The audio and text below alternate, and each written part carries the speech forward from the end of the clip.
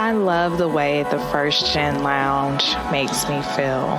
Because it creates a space where I belong. Where we're able to create community. The fact that it's a community. It's a safe place. It also gives me a place to understand different perspectives. The stories of these individuals prescribe transformational perspective. I receive encouragement, enlightenment, empowerment. And also serve as a catalyst to just keep going. Where we're able to be our true selves. I'm allowed to be an unapologetic first gen. And above all else, tell our story. And every episode is unique. I love it. I'm your host, Dr. Eve, and I'd like to welcome you to the First Gen Lounge. Hey, y'all. Welcome back to another week in the First Gen Lounge. I am so glad that you're here.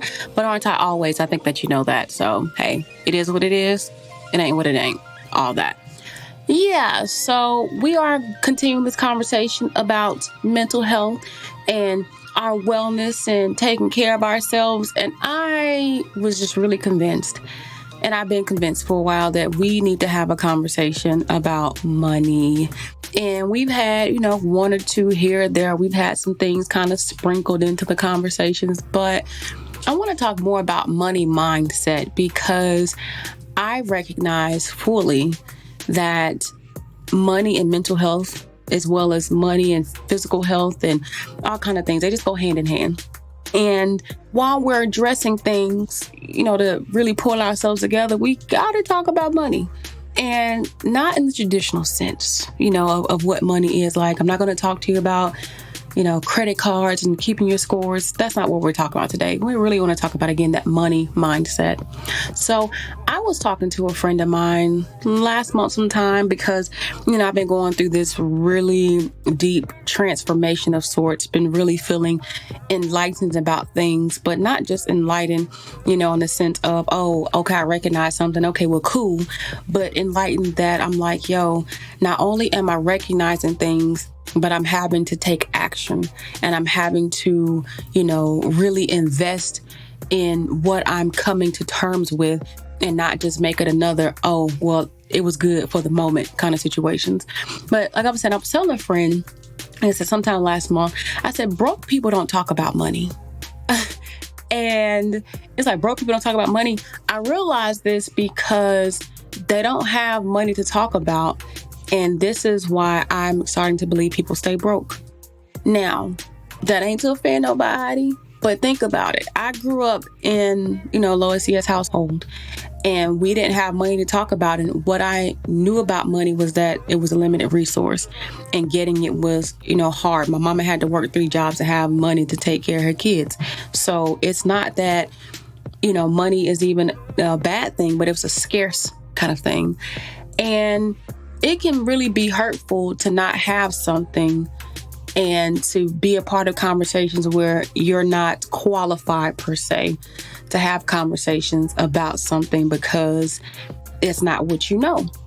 And I realize even, broke people not talking about money, because what I'm finding as I'm talking to some of, people I'm getting to meet and know who are wealthier, money is another conversation to be had at the dinner table. It's something that comes up effortlessly. There's no shame in talking about it. And as I've had to, really get to know myself over the years and even check myself, what I'm finding is money hasn't been a dinner table conversation, and now I'm hungry for it to be. And you can talk about money without talking about how much money you have. And that's something that's not really put out there, like only rich people can talk about money. But I realized for me that even in a situation for me to say, well, who am I to even have a conversation with you about money? It's realizing, who would I be to not share what I'm learning that can be helpful about money? You don't have to be a millionaire to have an understanding of things and to say, hey, this is working for me. This is changing the game for me. This is, giving me a different way to look at the situations I have going on in my life as it comes to money. And not just that, I realized that we have a responsibility to help each other out, and we've got to stop being afraid. We're not afraid to go get education and go after these jobs and start businesses and all kind of stuff. So we have to be even more open to talking about things that matter, such as money, and especially money mindset. And so there were some things I realized, in this transformation that I've been going through and this evolving, that I've had some really, limiting beliefs about money. And one of those things has been, I don't have enough money and can't afford it, whatever that thing is that, maybe I want or desire. And I was like, this didn't just come to me though. I've always kind of felt like I've had to be cheap, or I couldn't afford something, or I've got to find the thing that was the least price of whatever, right? Because I don't have money. But I heard that, growing up, because again, of the challenge it was for my mom being a single parent, not being able to get some things for us that we wanted. So they were wants, not needs, and that made things different. And then I found myself thinking, the second thing was, well, I've never had enough money, so I won't be able to afford it. And the idea of not having enough money and not being able to afford something is like, well, I never have enough money. So even, in times of having clearly more than enough money, it's like, well, I still can't afford, some of those things that I want because I don't have enough money. I never have enough money. And you never think that you have enough money, like you won't. But then I found myself in a place where I was having this, this thought process, this perspective of, I don't even want to spend my money because I don't know where more money is going to come from. And I was reading, article, and there was actually a report that suggested that 49% of people are actually concerned, anxious, or fearful about their financial well-being. So it's like, okay, well, I'm not by myself in this thing, but again, this is like a limited belief. Where's my money going to come from? I don't have enough money. I never had enough money. I'm always broke. I'm always, scrapping for change. And, are you really though? Are you really? So again, questions I've had to ask myself, or things that I've been thinking are limiting beliefs. But then a fourth limiting belief I've had is, I don't have a budget because I don't ever have enough money to budget. Like, you don't have no money. And, I laugh not because it's even funny, but, you could laugh because like, dang, really though? So you don't have enough money because you don't even budget your money, and you don't know where your money's coming from, and you can't ever afford it. So all these negative beliefs about money, you see where I'm going with this? And then, again, an article I was reading, there was a report that suggested that 32% of people actually keep a budget. 32% of people, that's it. And then only 30% of people have a long-term financial plan for savings and investing. And then it even said that people who generally make over $75,000 or more are more likely to invest or to even have a budget. Well, now, isn't that something? You don't have a budget because you never feel like you have enough budget. But then the people who actually, quote, have money are actually the ones that are budgeting and have a financial plan. Oh, okay. And then, to think about, there's 19% of people who have no money in a savings account. So for like emergencies. And then only 31% of people have $500 or less in a savings account. Okay, so that means there are 50% of people who have less than $500 in a savings account for an emergency. Only 32% people keep a budget. Okay. And then further, I learned that people spend on average 4.5 hours a week with their money. 4.5 hours? That's it. So like not even enough to have slept. That's like a couple naps. So we literally sleeping on our money. But then again, my limiting belief, I don't have a budget because I don't ever have enough money to budget. But if I had a budget, would I have enough to budget or even know what's going on with my money to be able to save, to be able to plan? Just a question I started asking myself. And I'm thinking, over the course of my life, my limiting belief has actually kept me in some situations in financial understanding of what things look like, to where I'm like, oh, okay, it's what I believe and I'm acting on what I believe. You wasn't ready for that, would you? Let's keep going. A fifth limiting belief I've had about money is I don't come from money, so I don't know what to do with it. And then further, the article I was reading brought up the point of another study, right? And it was like men actually will save on average $7,000, whereas women on average only save $2,000. And then white non-Hispanic people on average save $7,100, Hispanics $1,500, and blacks $1,000. Okay, so all these limiting beliefs that I have about money are further validated by where I come from, what I've been through, how I've been raised. that's scary because I was raised by a Black mother, a single Black mother. We came from lower CS background. Now, another thing that I did learn, though, is that only 1 in 5 people who are experiencing hardship actually come from lower CS backgrounds, though. So only 20% of people who are challenged with money are making $40,000 or less. Let's just put that into perspective, too. However, the likeliness of you actually budgeting is more so if you're making over $75,000. But putting all the data together, I realized that I was falling into the statistics because of my limited beliefs, but also because of my lack of understanding about things and the limited beliefs that come from generations beyond what's passed down. Now, that is in no way, shape, form, or fashion, because y'all know I got to throw my disclaimers out there, to say that anything was done wrong about my living and growing up, because I know very well that in any situation, with anyone who was in my life, they only did the best that they can do, and they only gave me what they could. So for me, having a financial education, it was something I've had to learn on my own over the years, and I've had to come up with my thoughts and my understanding and my own beliefs about money. So with those limiting beliefs and with my own growth and education and experiences, there are some things that I've realized. And here are the things that I want to share with you, right? And my idea of money mindset and growth around money. And as an introduction to talking about money, because we're going to talk about money more on this show. We're going to have to, because I understand the struggle out here is real, because struggles are real. But are we saying the struggle is real because we are allowing ourselves to just be in a struggle? I'm going to come back to that. But what I realize is that what we believe about money is how money shows up in our life. Like, true story. When it comes to money, especially for those of us who don't come from much money, and we're always to believe that we just don't have it, it's just not enough, it's not there, it won't be. No matter what job we take on, what experiences we have, it'll never be enough money, especially when we come from backgrounds where we even want to have, these big dreams about things. We want to do things that are different from what we did growing up, but it's always like, well, that's impossible. We can't do that. But also, I believe this, what we believe about money, even if we only have $5 or $10 in our checking account, if we believe that that's not enough, we are telling that money that we don't appreciate it. We're telling that money that it's not good enough. Like, we are sending that energy to that money, and then it won't be enough. It'll never be enough.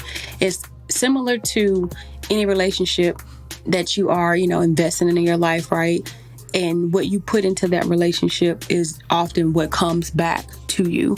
So if you are looking at money, then it's just $5. I ain't got it no way.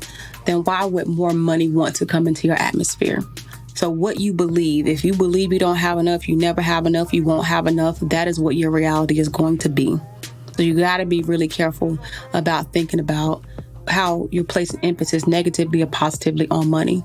The second thing is that the way you treat money, and I kind of said this, so it's the way it treats you, but the other part is to honor and to respect it and to know that there's always more. So I've gotten into a habit now, which I didn't always have, but I heard somebody say this in a video, maybe Marie Forleo, and her idea was like, whenever she spends money, she always says, there's more where that came from. And I told you, one of my limiting beliefs, if I spend this money, I don't know where my next money is going to come from, or I don't know if I'm going to be able to afford something this way or that way. That's what I used to believe. And it's been, a while that I, again, had to change that mindset and had to think about money, not just as a strategic, logical thing, but even as an emotional, mental, spiritual thing, right? And if I honor and respect it, then I'm like, hey, there's always more. It'll come back. I'm putting it out there into the world, but I'm doing good whenever I spend money, right? It's a trade. It's, the value that I'm exchanging for whatever goods or services that I'm getting. And it's totally cool. But even with the way I treat money, saying, hey, $5 come or $10 come or $1,000 comes, I'm good with it. Like, thank you for, trusting me to come into my life, to know that I'm going to treat you well, to know that I'm going to invest you, to know that I'm going to save you, to know that I'm going to give you to the right people for things. Like, almost as though I've humanized money and how I treat it, to respect it, to be able to know that it'll come to me and trust that I would do well and right by it. And then the third thing I realized is that I've had to turn I can't afford it to how can I afford it? Because The thing is that you can literally have anything you want, but the thing is, how are you going to have it? How are you going to get it? Like, even if you come from a lawyer CS background, you want to take a trip to Egypt, you can take that trip to Egypt. You can take a week-long, month-long trip to Egypt. The difference is that it may take you 5-6 years to save the money for it, depending on the condition. But the thing is that you can still afford it. Is it a payment plan that you can get on? Is it doing a fundraiser? Like, the thing is, you've got to open yourself up, not to I can't have it, I can't do it, but how? How? Because to say I can't automatically removes you from even some possibility of being able to do something. But by asking yourself how, you open your mind up to finding solutions. So even now, when I think of things and I'm like, I don't have the money for that, I don't have the money for that, I'm like, well, I may not be able to get this particular brand or this particular service or even collaborate with this particular partner, but I can look in other areas and find, in what space am I going to be able to have this exchange that I need for what I want. So when you think about things, especially when it comes to your money mindset, stop canceling yourself out from things. And you may not be able to afford it immediately paid in full, but that doesn't mean that there are not options for you to find what you're looking for. The fourth thing is that a vision board about wealth ain't enough.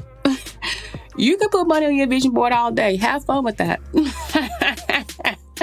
Have fun with that. But really, it's not enough to just say that you are going to have wealth and money. Believing that is absolutely true. But by not budgeting and investing and learning or spending time with your money, like, you're not going to have it or more of it. That's just what's for real. And I didn't even realize, though, not having a vision for money was actually something that was hindering me. When I used to do my vision boards, I would make money a very small part of my vision board, as though I don't want to be greedy. I don't want to, make it like I'm all about money. But here's the reality about money. Money is nothing more than a value exchange. For the house we live in, for the cars we drive, for the clothes we get, what we're saying to, again, people and companies or what have you is, you're telling me that this is worth $7 to you, and I'm telling you I have $7 to give you to exchange. It's an exchange. That's what it is. And so when I think about more that I want to do in life, is more money tied to having those things and being able to do those things, even if it's just public good and helping people. Like, you realize a lot of helping people is even being able to have money to help them. If there's different ways to help people, absolutely. It always is. Spending time with them, mentoring them, yes, all those things. But even when you think about stuff like scholarships or sending people to school or some of those other things you want to do, those things require money. And me wanting more money to be able to do more good in different ways, there's nothing bad about that. And that's something that I had to realize as well. But again, thinking about the vision board part, that ain't enough. Not just that, what's the plan for the money, which brings me to 5. You got to set your intentions for your money and be responsible for it. That's what I realized. So when I think about, having wealth and what wealth looks like, financial wealth, what am I going to do with it? If it's just to get the money to go blow it, then that takes me back to treating money in the way money treats you. How do you expect more money to come for you if you're just going to waste it and be material and then you don't have it because you're telling the money, I don't respect you and I'm going to do whatever with you. I'm going to just waste you and get things that are just material. But, what happens to substance, right? What happens to, hey, money, I would love you to come into my life, so that I can save you for when I'm, salt and peppered. That's actually, how I've named one of my accounts, Salt and Pepper. for when I get old, right? Like, thank you for that. And even speaking of intentions, and being responsible for it, when you get money, what are you asking your money to do for you? Like, thank you for coming into my life. And that's how I've really gotten, with time. When money comes into my life, I thank it. Again, it doesn't matter if it's $5, $2,000, $7,000. Thank you for showing up. Thank you for being here for me. Can I get you all now to do A, B, and C? And it's like, what? So I am a believer of multiple accounts. And so what I realized, even in setting my intentions, even when I have not had the money to go into accounts, is that, hey, you know what? What I'm going to do anyway is believe that, I may not have the money for that thing right now, but it doesn't mean I won't have it. So I'm still going to set the intention. I'm going to create an account for whatever this thing is. So when the money comes in, I'm going to ask somebody, hey, can I get some of y'all to move over here? And so truly, between investment accounts and savings accounts and, spending, to break the money down. So when the money comes in, hey, thanks, for showing up, for being here. Now, can I get you all to move? I want to put 20 of y'all over here. I want to put 100 of y'all over here. I want to put 1,000 of y'all over here. And really having this relationship with money to where I'm thinking of it, not just as beyond that exchange of, hey, value for whatever service or good, but thinking of it in a way that we're working together. We're a collaborative bunch in how we're approaching life to get through things together. So I'm gonna need some of y'all to go sit in an investment account for me, because I'm gonna need y'all to be there for me, in the next 20 years, next 30 years, 40 years, right? I'm gonna need some of y'all to be in my emergency fund, because I'm probably gonna need y'all to look out for me if something happens with the car. And even that shift in thinking really, really did a lot for me in thinking about my intentions for money, or hey, even on the business side, which we'll talk about one of these days. When I think about what the money looks like for me is, okay, well, I need you all to go towards my marketing advertising so people can know about what we've got going on over here. So that mental shift, and what I've known about those limiting beliefs and what I read in statistics, it's I don't want to be that statistic. So I've got to change things, and I got to be able to do better about my money. And that is when that learning, that shift, that transformation is when things started to change for me greatly. When I started to see money come to me in multiple ways, and oftentimes, not in ways that I was even expecting. So that's the other thing. When you can respect money, it'll show up in ways when you believe that you always have enough, it'll show up. And it's not that you haven't even put things in place, but sometimes it's, dang, I had 20 book sales today. Well, I asked this, bit of money if they can go and market for me and tell the folks about me. And that moved into, the selling of books or the booking of a speaking engagement. So you're to work in collaboration with your money. The things that I realized, and again, it's so powerful to realize that, because it even makes budgeting seem less of a daunting task and more of a thing that it's a part of what I'm doing to be able to continue to live well and be well, and thinking, what money I have for that. And I've even, come across this program, which I'm going to share with you in the show notes, but it's called You Need a Budget. And it fully aligns with what I believe about budgeting and money and flexibility and prioritization and saving and paying off debt and all these things. And even thinking about debts that you may have. Here's another thing that I would even offer to you. Are you saying debt is a bad thing?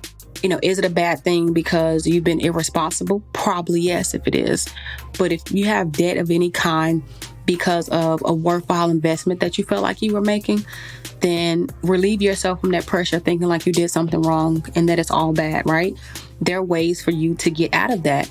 But again, are you asking some of your money to go back, to those individuals to take care of those companies that have invested in you? Because one of the mental shifts that I had a couple of years ago was I stopped looking at debt as debt, and I started looking at it as, these are investment returns.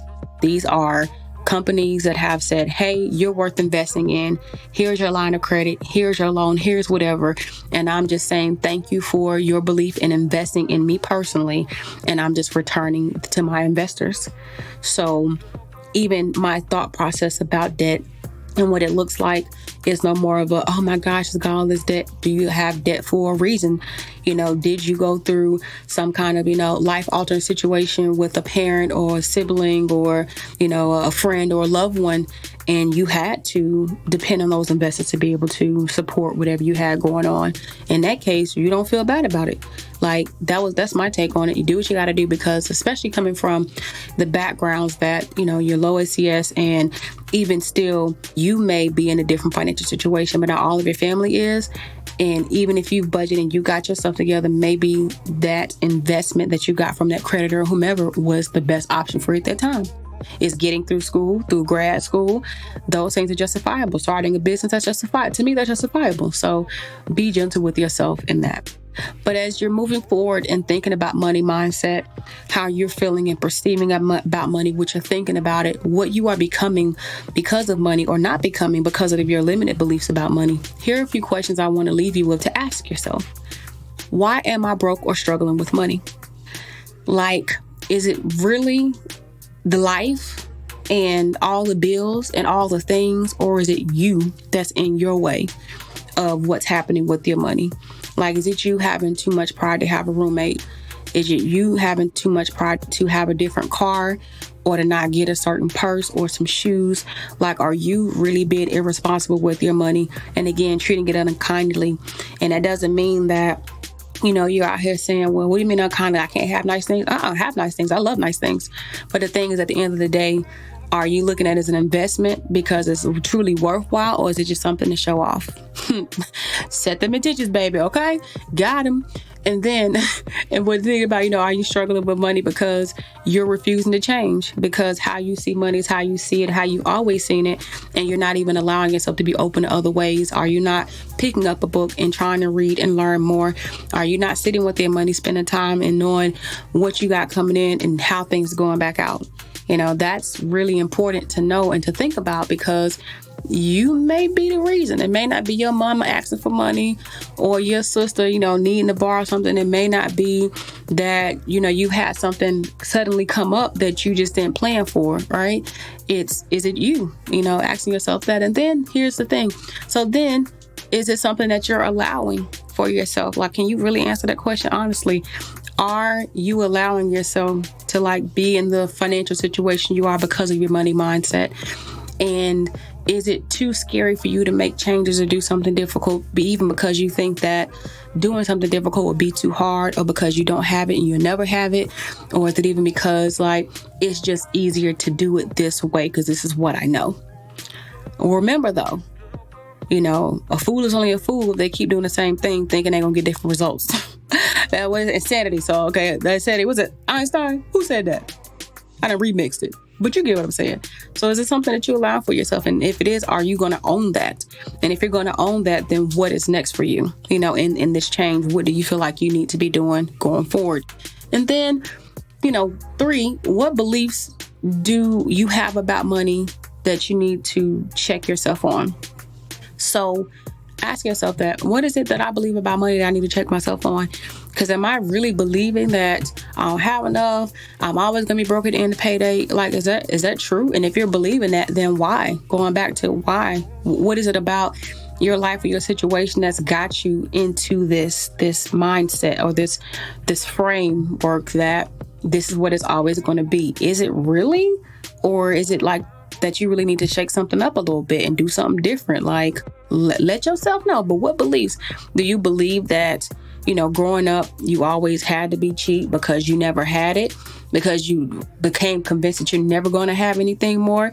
And is that because you're not willing to do anything different, to invest, to put aside retirement, to start a business, to get real estate property?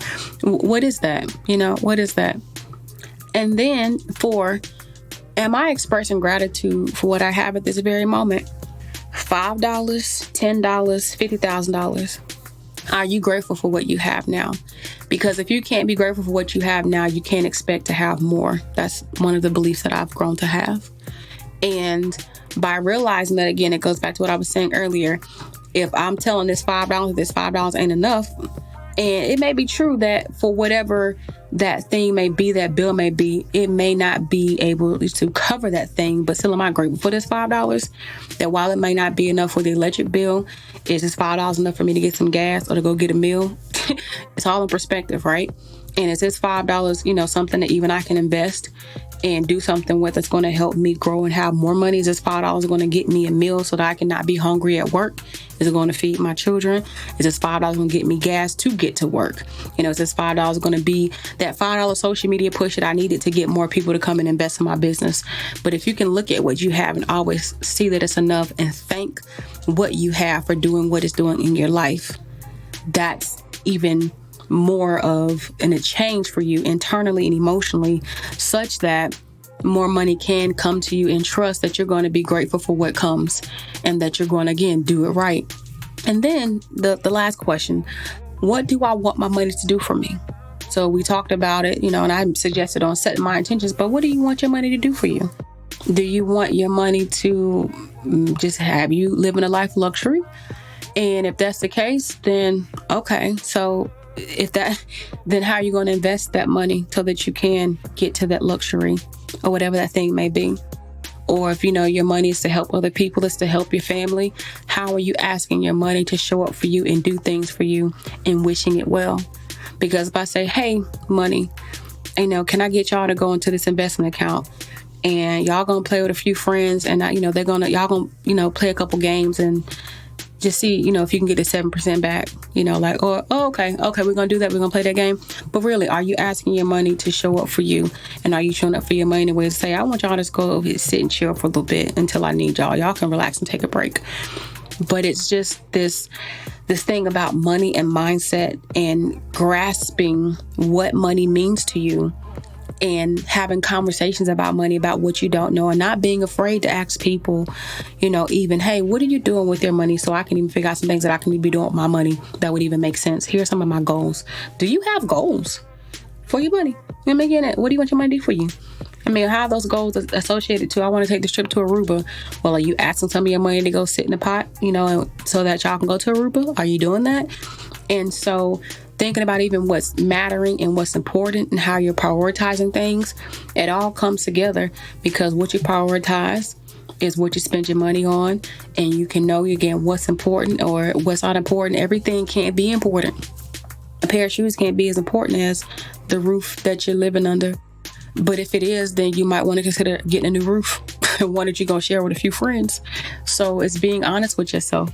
And I think when it comes to money mindset, we stress because we also refuse to acknowledge the money that we have, or refuse to acknowledge where we are with things. And then we don't want to give it any attention or pay any mind because it's just too stressful. But just like with anything else in life, ignoring the situation, ignoring the challenge, ignoring whatever it may be, is the quickest way to stay in that situation. So if you're sick of your shit, do something about it. If you're sick of where you're at, do something about it.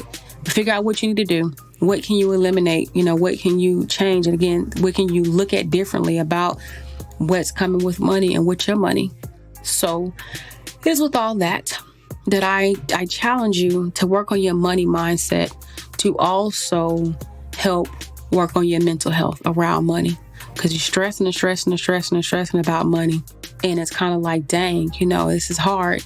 What do I do if I don't have no income, or I've just been laid off from my job?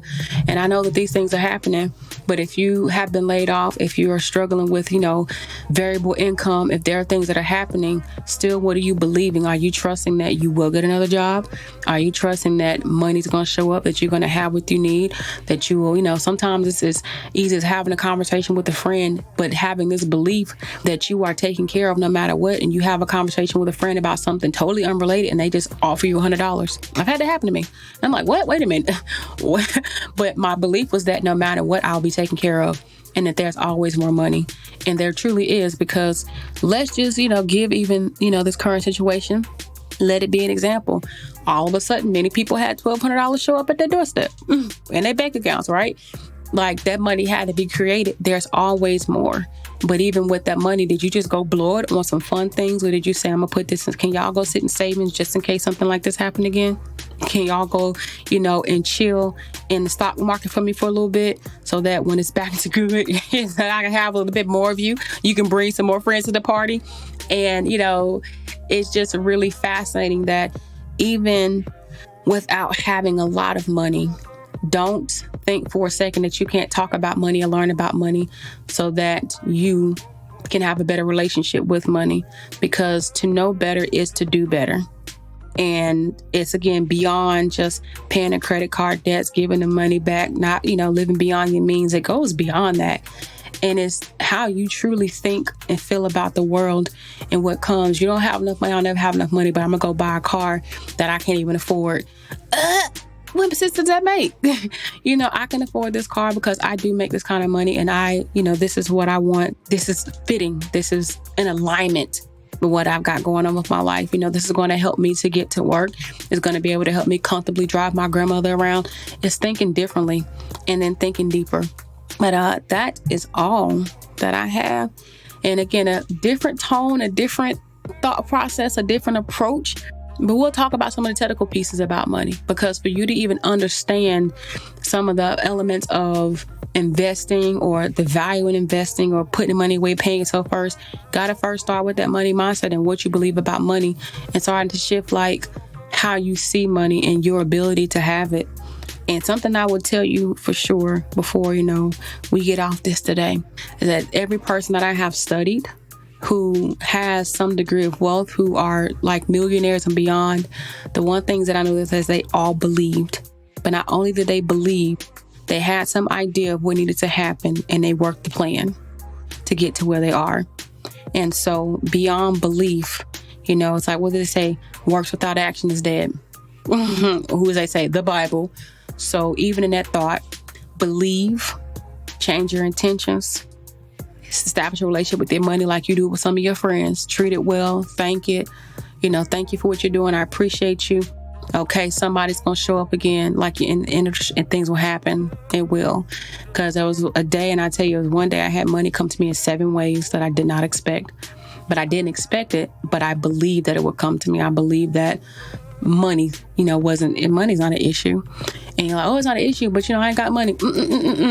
Got to start changing that, because once you change your mindset about what money looks like and how it's supposed to show up in your life, you'll start changing how you're treated, and you'll realize that you always have more than enough. I get myself done there. All right. Know that I love you and I'm always here for you. And I appreciate you for spending this time with me. And if you like this particular session, since we need to have these money conversations, just share it with a few of your friends who need to hear it too. Who, so that y'all can start talking about money in your own little circle, and we can come back and start talking about money, so we can all be out here getting it and feeling good and not stressing about money or the money that we don't have.